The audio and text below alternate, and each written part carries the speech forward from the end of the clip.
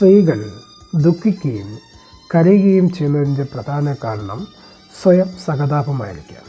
മുറിവുപ്പെടുന്നതാകാം, അവഗണിക്കപ്പെടുന്നതാകാം, അല്ലെങ്കിൽ അവരാഗ്രഹിച്ച എന്തെങ്കിലും ഭൗതിക വസ്തു കിട്ടാതെ പോകുന്നതും അതിനും കാരണമാകാം. ചില സ്ത്രീകൾ ദേഹത്തിൽ വ്രണപ്പെടുകയും പിണങ്ങുകയും ചെയ്യുന്നു. അവർ പെട്ടെന്ന് ദേഷ്യപ്പെടുന്നവരായിരിക്കും.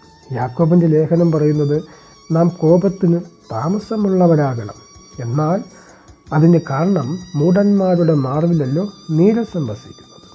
സഭാപ്രസംഗി പറയും, സാത്താൻ പലപ്പോഴും ദൈവമക്കളെ പ്രലോഭിപ്പിക്കുകയും അതിനുശേഷം കുറ്റപ്പെടുത്തുകയും അതിനുശേഷം കുറ്റബോധത്തിലേക്ക് അവരെ ഇട്ടുവലിക്കുകയും ചെയ്യുന്നതായിട്ട് നമുക്കറിയാം.